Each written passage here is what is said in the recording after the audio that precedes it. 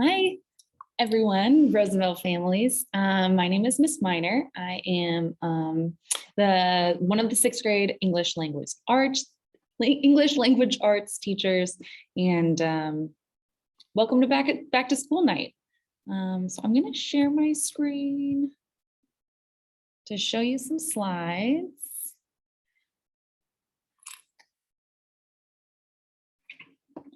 So welcome to English Language Arts of the year 2021, 2022. Obviously, I'm not wearing my mask at this moment in this classroom, but since I'm alone, you'll see there's no students in here, just you and me. So let's take a look at our agenda really quick.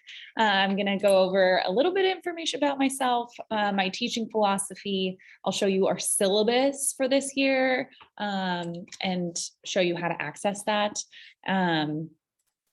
We'll talk about assessments and grading, my hopes for the students, student expectations in this class, and then communication if you have any questions or issues that come up in the future. So like I said, my name is Miss Miner. I was born and raised in Duluth, Minnesota. So if you ever get a phone call from a 218 phone number that says Duluth, Minnesota, it's just me. I came to the Bay Area. I initially moved to San Jose in 2015, and I worked in Oakland for a while. I worked in South San Francisco, and then also San Francisco. And here I am. I came to serve in AmeriCorps, primarily in education. This is my second year teaching sixth grade English language arts at Roosevelt. So I'm super, super excited and happy to be working with the students in person this year. Personally, I love just like going and exploring with my dog Chico. That's him, cutie. And taking care of my plants, and then also just like visiting all the amazing farmers markets we have here in California. I am one of two sixth grade English language arts teachers at Roosevelt. And in sixth grade, we really prioritize connecting our curriculum in the classroom to our lives and student lives outside of school. So we are reading texts that help students think about the world around them and the challenges that we all face consistently, right? So things like racism, climate change, the debate around immigration are some of the topics that we'll be covering this year.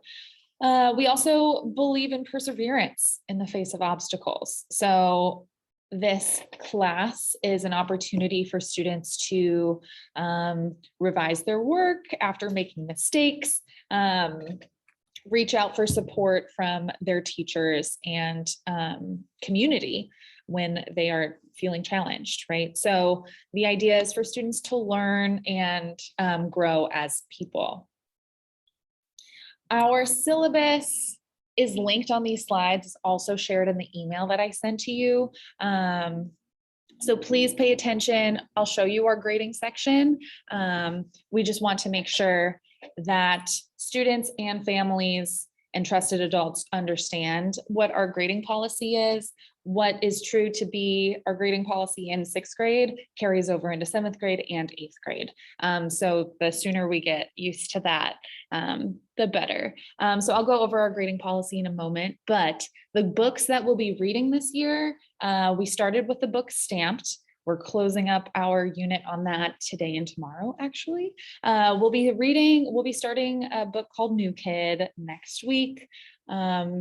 And then after that, we'll be reading Someone Like Me, and then Operation Redwood will be the final book that we read before our climate change unit or our climate research debate unit will be our final unit of the school year. So let me show you, I already have our syllabus open, but it's also linked right here on the slides. So if you want to access it that way, it's available. Otherwise, it's in the email that I sent. But this is our syllabus. I'm just going to scroll down really quickly.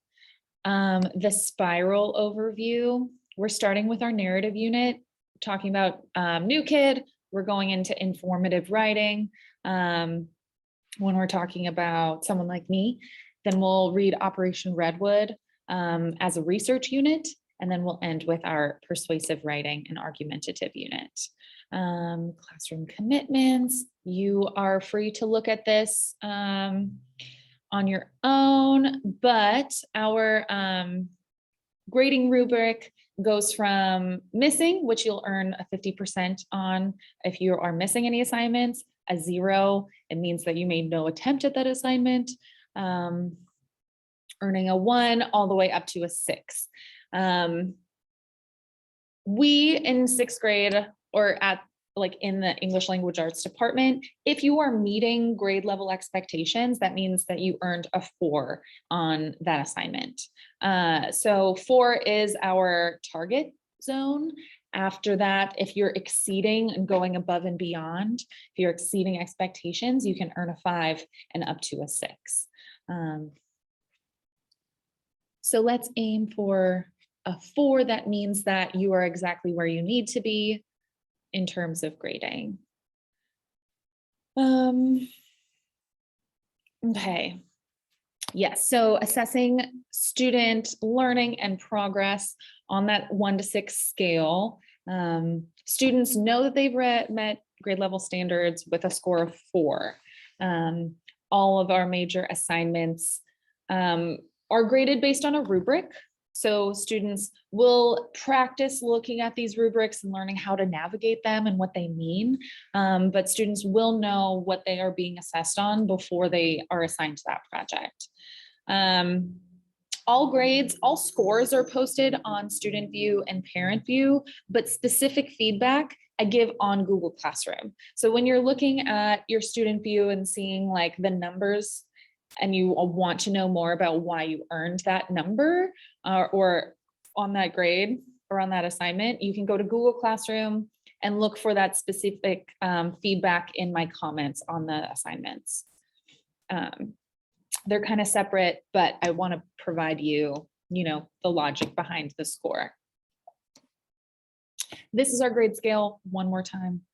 So it goes from missing or 0 at 50%, and it goes all the way up to 100%, which is far surpassing the grade level standards laid out for that assignment. The assessments are broken down into speaking and listening grades, which are about 20%, or they are 20% of your overall grade. Formative assessments, such as like paper or project outlines, first drafts of papers, quick writes, formal paragraphs, reading notes, daily discussions, do nows, closing questions, vocabulary practice. All of those are formative assessments that makes up 30% of your overall grade. Summative assessments are big projects and presentations, multiple step papers, debates, and Socratic seminars. That's 50% of our overall grade. So that's our breakdown in percentages. But all of the formative assessments really are scaffolded and supported in that and lead up to our summative assessment. So our hopes for our students in the 6th grade, at the 6th grade level at Roosevelt, we want students to get a better understanding of real world issues, consume media with a more critical lens, thinking about where that information is coming from and who's formulating it. We really focus on writing skills, so building confidence in writing. We also want students to be positive, work through the positive, productive struggle.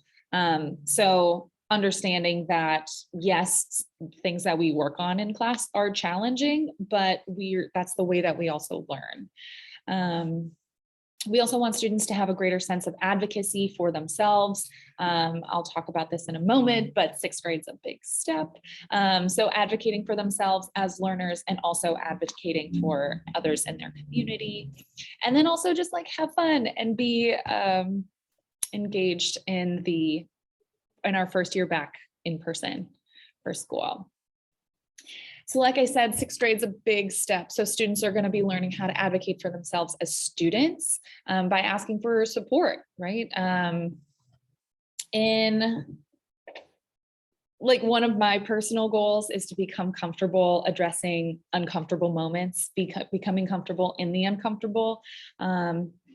So students are welcome to ask for support from their teachers and from their like table partners and other students. During instruction in class, students are more than welcome to stay after class to talk with me, and then also reach out to me via email for more specific instructions in the case that they are confused about something. The class in the first 2 weeks of school developed their own classroom agreements. So these will be very familiar to the students already. We talk about them frequently, but the expectations that we developed are: number one mic, one voice. Number two, treat others with the respect that you expect. Number three, step up, step back. So that means be brave and share our ideas and ask those questions, but also step back and save room for other students to share their ideas. Number four, keep our space safe and tidy. So when there are people in the classroom, we're going to mask up. And we're also just going to keep it neat in here to stay more organized. Number five, come to class prepared to learn. So that means charged devices, a pencil, a notebook. We don't need many supplies in this class besides the text that we're reading and the device that we'll be working on that day. And then finally, take care of yourself and communicate your needs. It's hard to focus when you've got other things going on in your brain, right? So communicating with the teacher what you need to be focused and successful in class is one way to take care of yourself. And then finally, our communication. Mainly, I will reach out to students and families via email. The email addresses that are available on Student View and Parent View. That's how I reached out to all of you this evening. Classwork materials and announcements are posted on Google Classroom. Also, there's an opportunity for guardians to be added to the Google Classroom for your student. You'll get a weekly report from Google Classroom about the classes that you're enrolled in as well. So I've heard mixed things about how much people enjoy getting those reports. They can be misleading sometimes. I'd love to talk with you more if you'd like to be added to the Google Classroom of your child. I'm also happy to make phone calls. So if you'd like to talk more in person or on the phone, I'm available for that. So if you'd like to contact me, here's my email address right here. It's minery@sfusd. That's all I have for you tonight. If you have any questions, I included the spreadsheet. So it's optional for you to add your name to that spreadsheet, put your question, and I will get back to you as soon as I see it. Okay. I hope you all have enjoy your evening, and I will talk to you soon. Thank you.